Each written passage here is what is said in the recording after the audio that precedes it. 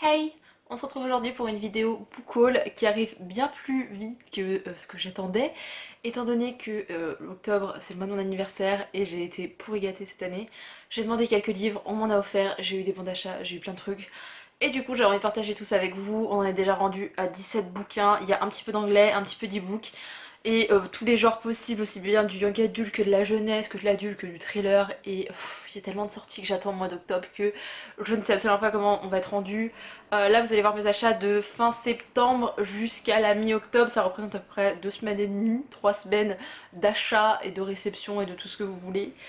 J'ai beaucoup trop hâte de vous les présenter parce qu'il y a des merveilles. Il y en a que vous avez vues de partout et je suis désolée, mais il y avait des sorties que j'attendais depuis des mois. Et fin octobre, il y a des sorties que j'attends encore plus, genre le Nina Lacour, genre le prieuré de l'Oranger dont on entend parler nulle part, alors que fantasy avec des dragons et des lesbiennes, non mais franchement c'est vraiment du rêve. Bref, j'arrête de blablater et on va commencer cette vidéo qui va déjà être interminable. En premier lieu, je me suis acheté 1, 2, 3, 4, 5 e-books. Le premier que vous avez déjà vu dans le précédent vlog, je vous le mets dans le petit i. C'est le cinquième tome de Sauveur et fils de Mario de Muraille. On suit toujours les aventures de Sauveur et de son fils Lazare et toutes les passions, etc. J'ai beaucoup aimé ce tome, même si c'est pas mon préféré. Je crois que c'est celui que j'ai le moins aimé.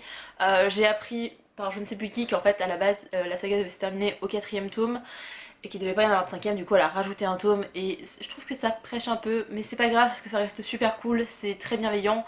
Il est question beaucoup de maladies mentales dedans, donc si jamais voilà, vous êtes sensible à ce niveau-là, ne le lisez pas parce que c'est très approfondi, c'est censé être à destination des enfants.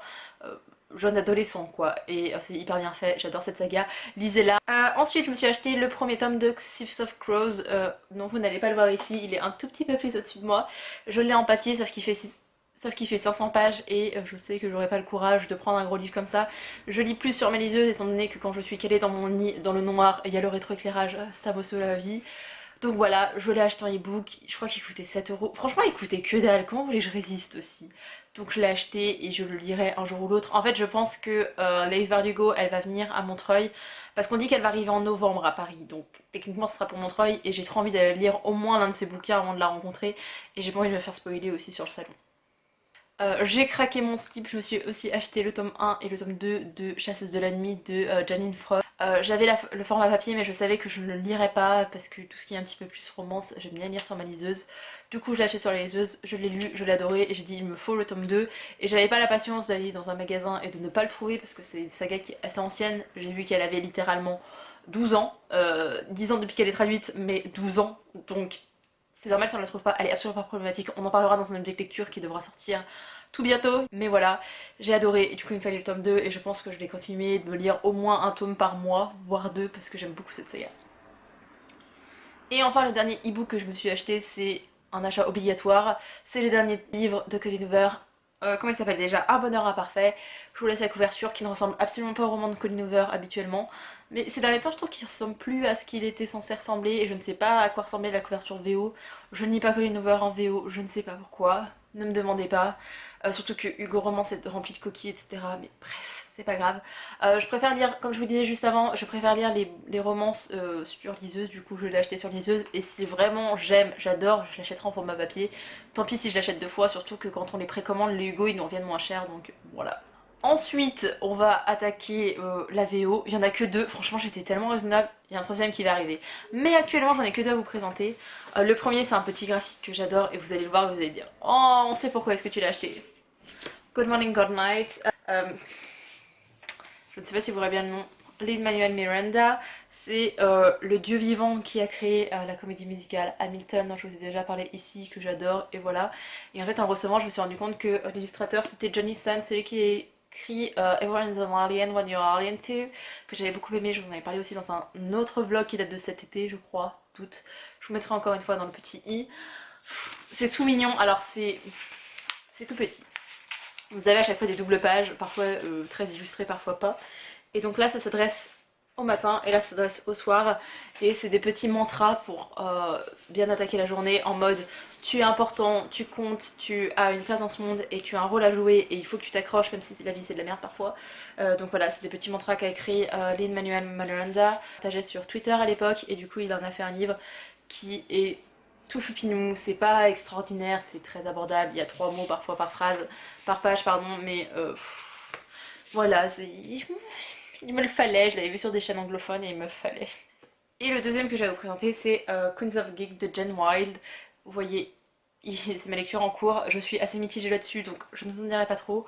En gros ici on suit Charlie qui est une youtubeuse très connue, qui est australienne, qui va ramener Taylor et comment il s'appelle, Jamie, ses deux meilleurs amis, donc un mec, une fille, à une convention qui ressemble un petit peu à la Comics Con, à la Yalk, qui ressemble un petit peu à tout un rassemblement de geeks, je sais pas trop comment dire. C'est voilà, et du coup on va suivre d'un côté Charlie et enfin, on va suivre l'alternance de point de vue entre Charlie et Taylor. J'adore Taylor, genre c'est une fan d'une saga livresque et elle emmène Jamie de partout, c'est son meilleur pote, mais en fait ils sont un peu amoureux mais ils veulent pas trop se le dire. Et de l'autre côté t'as Charlie qui va revoir son ex sur la convention, qui était aussi youtubeur ou acteur, enfin bref, elle se lance dans le cinéma. On suit un petit peu tout ça et j'adore. En fait j'aime vraiment beaucoup ce côté geek. C'est Nadège qui me l'avait recommandé et elle m'en a recommandé un autre de Jen Wilde. Faudrait que je l'achète aussi, mais vous allez voir que j'ai quand même pas mal craqué ce mois. Ce mois-ci, j'avais commencé un petit peu à craquer mon slip. Oh, c'est le seul achat que j'ai fait avant tout ça. J'étais raisonnable en fait. Ah non, il y a les e-books. Bref, j'ai fait un tour sur le Momox et j'ai vu, enfin, sur Price Minister, Rakuten, via Momox, enfin bref, un truc comme ça. Et j'ai choisi, genre j'ai pris Ces hommes qui m'expliquent la vie de Rebecca Solnit. Je crois qu'on dit comme ça. Je crois que vous ne pouvez pas trouver un truc plus sexiste que ça. Ces hommes qui t'expliquent la vie quand tu es calé sur un sujet, que c'est ta profession, que c'est un truc que tu adores et que eux ne connaissent rien, qu'ils arrivent de nulle part et qui te disent mais tu ne connais pas tout ça. Moi je connais, moi je vais t'apprendre. Voilà, j'en avais marre et du coup il me fallait un bouquin de sociaux parce que ça fait très longtemps que j'ai pas lu de bouquin de sociaux et surtout féministe, et je me suis dit que celui-là serait pas mal, surtout qu'il fait que 170 pages donc il sera vite lu. Faut juste que je m'y attaque, mais j'ai une phase un petit peu, voilà, j'avais du mal à lire et j'avais pas envie de m'attaquer à un énième livre de sociaux pour le laisser de côté, donc voilà, faudrait que je lise bientôt. Mais il était pas cher, il était là, il m'attendait donc je l'ai pris. Un autre bouquin trouvé sur Momox, donc c'est Mère morte d'Aurélie Wallenstein. J'avais lu Blé noir de cette autrice que j'avais pas aimé du tout, mais j'avais beaucoup aimé la plume et il me semblait que j'avais lu autre chose de cette autrice, mais peut-être que pas du tout, je ne sais plus. Toujours est-il que j'aimais beaucoup la défense pour les animaux, et si ça se trouve elle est végétarienne ou végane ou peu importe, et elle veut faire passer ce message, j'en sais rien du tout, je ne la connais pas personnellement, mais il m'attirait beaucoup et il y a eu beaucoup de bien. En gros ici les mers et océans ont disparu et je crois qu'il y a des bêtes bizarres qui sont des fantômes qui vont venir hanter les hommes, c'est de la fantaisie, fantastique, je ne sais pas. Et il me faisait grave envie et j'avais pas envie de payer 18 € parce que j'étais pas sûre de l'aimer. Il fait, oh il est tout court, je le croyais beaucoup plus long que ça. Il fait 350 pages, 360 pages. Donc voilà, je trouve la couverture absolument magnifique. Je ne sais pas qui est l'illustrateur, mais gardez-le chez Scrineo et c'est trop beau. Donc voilà, j'ai hâte de le lire et voilà. Pour une autre boutique de Price Minister, j'ai craqué. En fait, j'ai une super négociation, du coup, je me suis pris le tome 2 du Gang des prodiges de Marissa Meyer. Non, j'ai toujours pas lu le tome 1, j'avais lu genre 200 pages, un truc comme ça. Et je l'avais mis en pause parce que panne de lecture et que j'ai jamais repris, alors que j'adore Marissa Meyer et que j'aimais beaucoup cette histoire. Mais du coup, je crois que je l'ai eu celui-là à 8 € avec les frais de port, alors que normalement, il en coûte 19,90 €, mais il se touche. Le bouquin fait 520 pages. Il coûte presque 20 balles. Non mais c'est honteux PKJ, franchement c'est honteux. Bref, moi je l'ai eu à 8 €, j'étais bien contente et bah, je le lirai un jour, mais il me fallait cette suite de saga. D'ailleurs vous allez voir pas mal de premiers tomes ou de suites de saga dans ce book haul. Et l'autre que j'ai pris c'est L'arrache-mot de Judith Bouilloc, pardon. Alors tout le monde dit oui, c'est un peu dans l'univers de la passe miroir. Alors j'espère pas parce que livre problématique et j'aime pas cette histoire. Pour moi c'est beaucoup trop élevé pour de la jeunesse. Enfin bref, il y a plein de choses que je reproche à cette saga. Je l'avais repéré il y a un moment à la Fnac et après j'ai vu une vague d'avis passer et je les ai fuis. La seule chose que j'ai pu voir passer c'était le côté ça ressemble à la passe miroir donc j'espère que pas du tout. Mais il me tentait bien, je trouve la couverture absolument magnifique, on est dans de la jeunesse et voilà. En fait c'est la couverture qui m'avait attirée et je ne sais plus du coup ça parle. Je crois que c'était un truc avec une bibliothécaire ou une conteuse ou un truc comme ça. Et je crois pour 7 ou 8 € alors qu'il en coûte 15,90 €. Oui je sais le prix des bouquins ça m'influence grandement mais I am a bit pour quand même, hein. Je vous avoue que je suis pas trop à plaindre niveau concours parce que je participe à très peu de concours, mais les rares auxquels je participe, je gagne assez souvent, en tout cas assez régulièrement.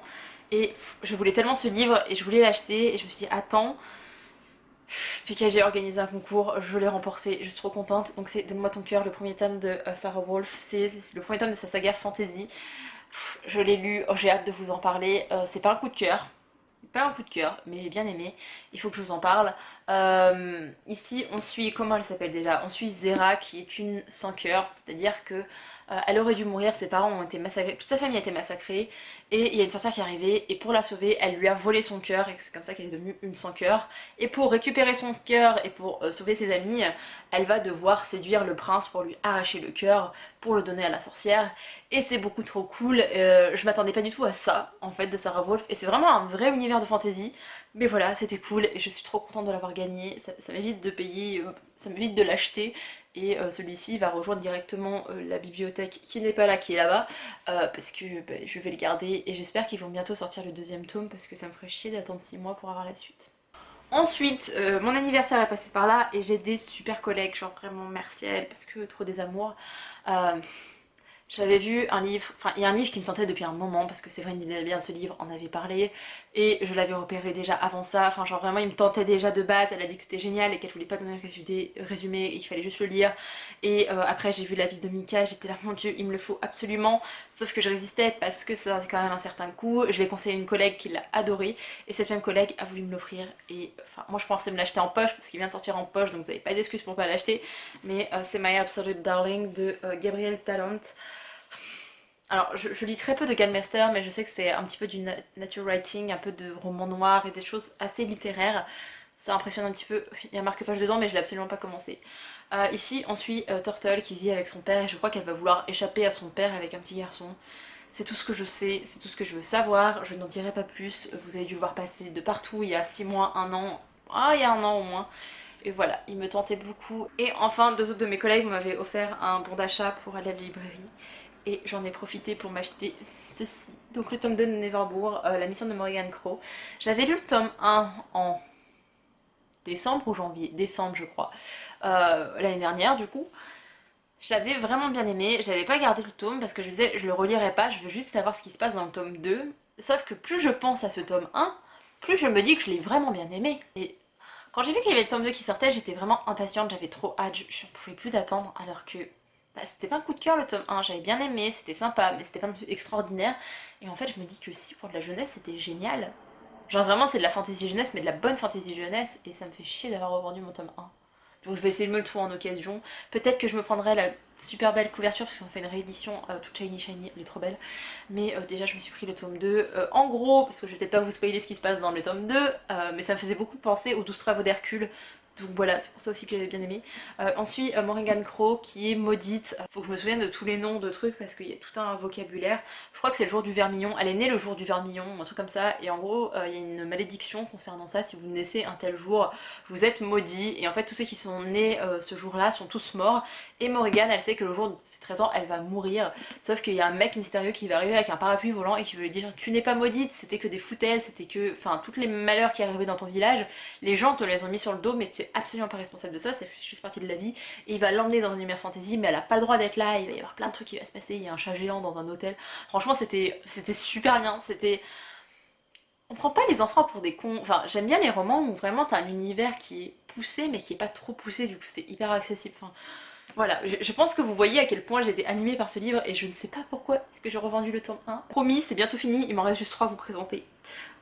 Toujours à l'occasion de mon anniversaire, j'avais demandé des bouquins à ma mère parce que j'avais beaucoup trop hâte d'avoir 2 livres. Donc le premier c'est Wicca de Marie Aligno.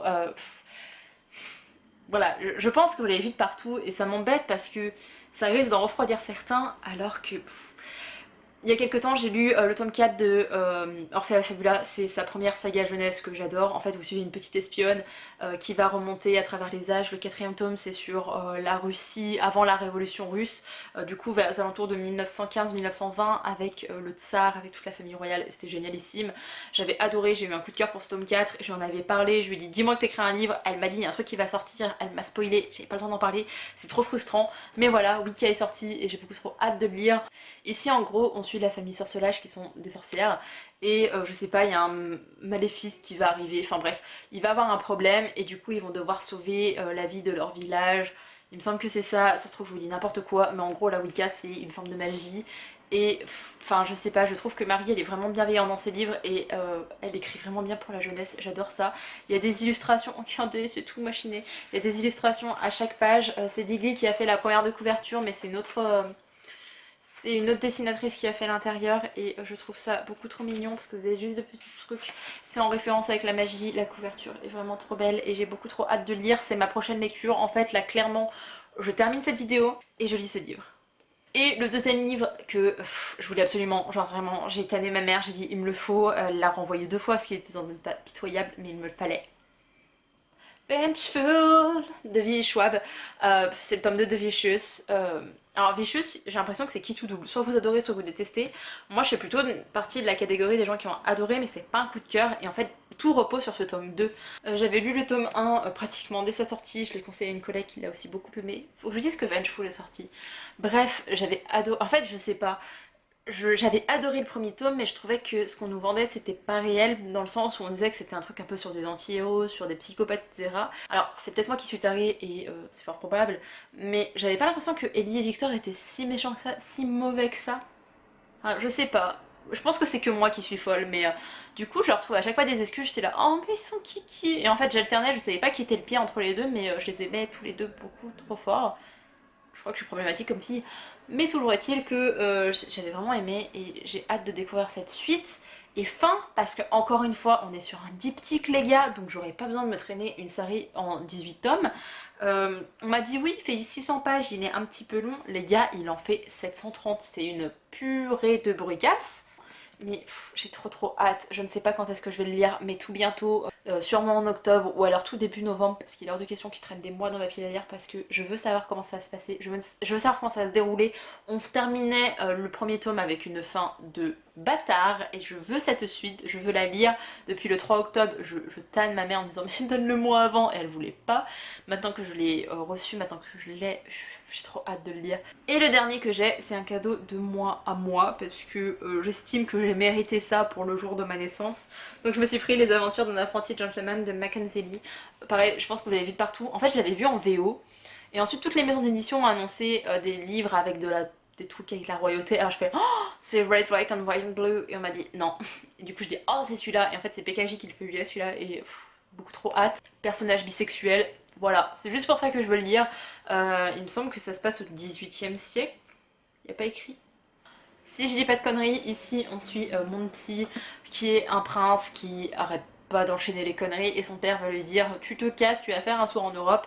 Et Monty il n'hésite pas parce qu'il est avec son meilleur ami dont il est amoureux et en fait il va se passer une petite enquête ou je ne sais quoi. Et voilà, il me le fallait. J'aurais pu attendre de le trouver en occasion pour 8 €, mais bah, c'était mon cadeau d'anniversaire de moi à moi, je pense que je le mérite. Donc voilà, je l'ai, je pense pas le lire tout de suite, mais au moins il est en ma possession. Voilà, c'en est enfin tout de ce book haul qui doit être interminable. Je suis désolée, je vous ai pas fait des résumés pour tous les livres parce qu'il y a beaucoup de suites ou alors de premiers tomes de saga. Et voilà, je vais reprendre les updates lecture, donc vous en saurez plus sur mon avis sur tout ça. J'espère que cette vidéo vous a plu, j'espère que vous avez passé un bon mois d'octobre, que vous mangez bien des bonbons à la vue d'Halloween, et je vous dis à bientôt dans une prochaine vidéo. Bye!